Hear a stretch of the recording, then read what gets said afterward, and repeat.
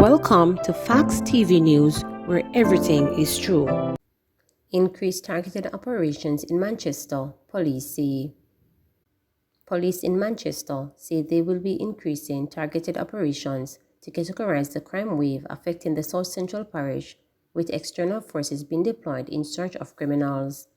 Superintendent Shane McCullough, head of the Manchester Police, during a peace walk in two of the three central Manchester communities where a curfew was imposed over the weekend, told journalists that police are pursuing known criminals.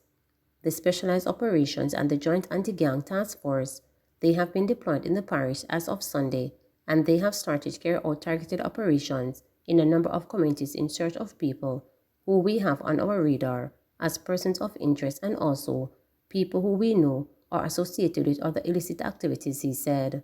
Manchester recorded a significant increase in major categories of crime including murders, shootings and robberies in 2022 when compared to 2021.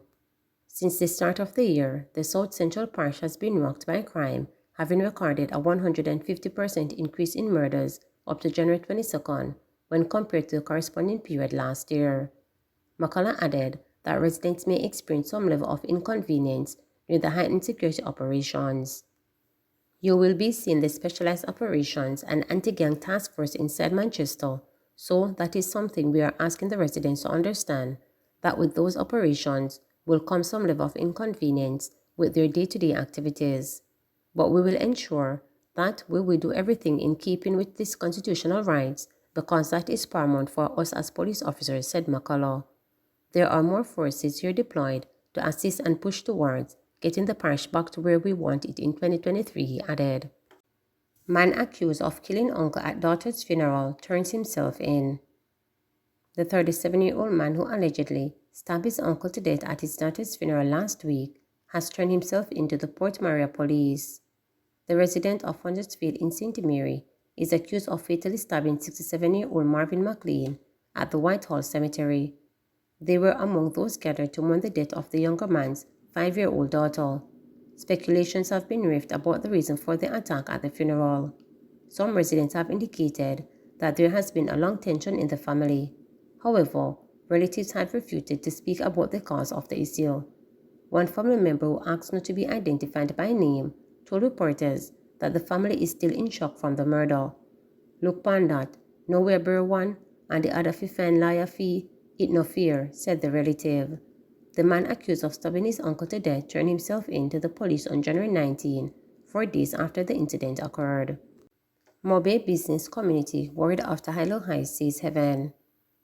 President of the Montego Bay Chamber of Commerce, Oral Evans, says he and his peers have been left rattled by last Wednesday's break-in in HighLow's Fairview location in St. James. Evans says they will be moving to do less cash transactions in an effort to minimize their exposure to thieves. Yes, we are concerned. It's frightening. That HighLow incident has a lot of us thinking, what next? He said in an interview with reporters. It is scary. It is a concern to the business community. It is a concern to the members of the chamber overall. It shows that these guys sit down and plan these things, he said.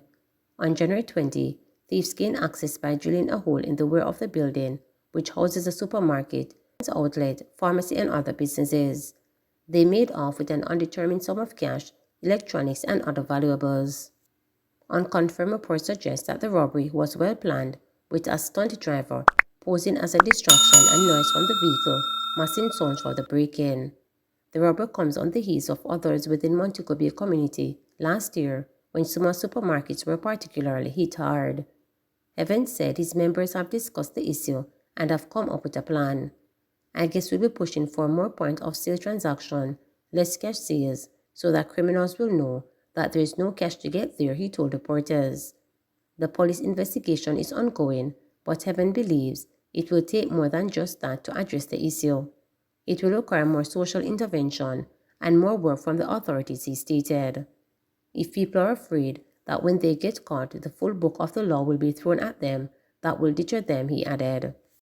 Judiciary Assurance it is moving swiftly to ensure traffic ticket payments are removed from system.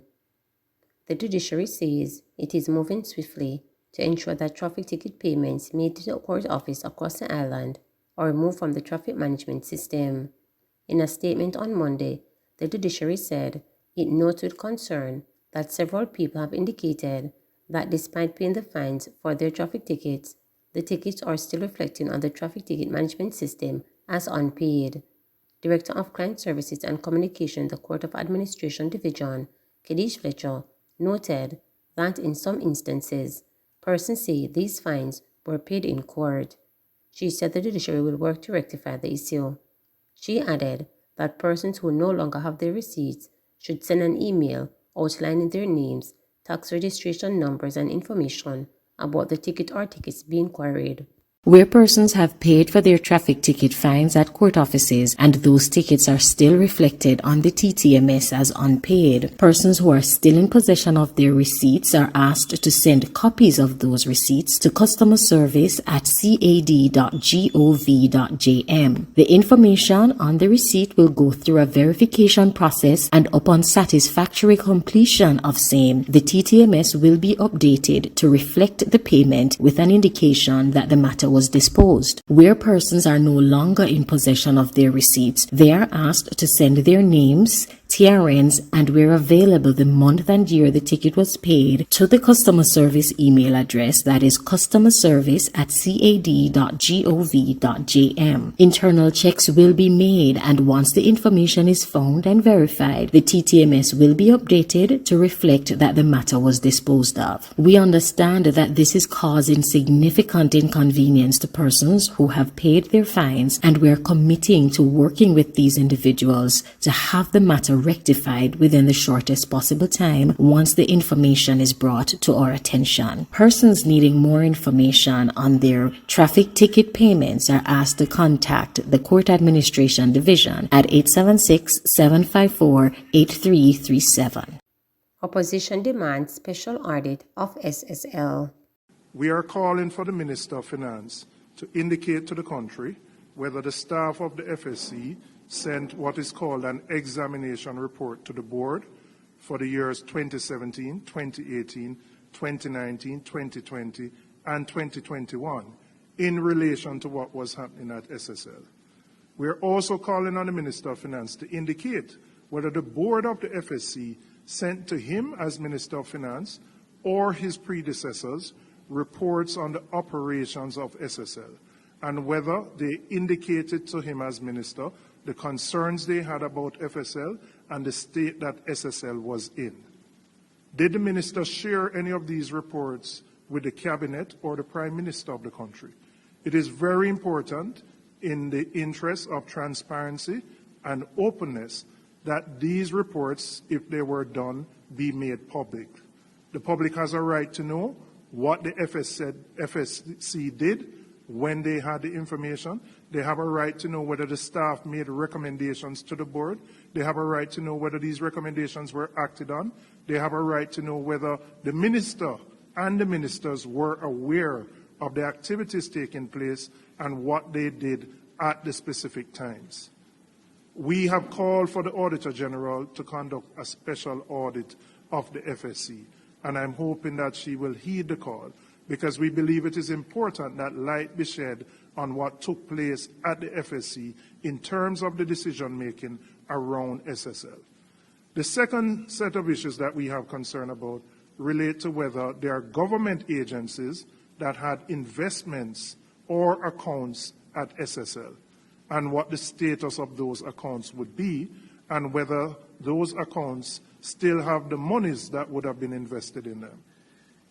There appears to be an association, a business association between SSL and the Jamaica Labour Party.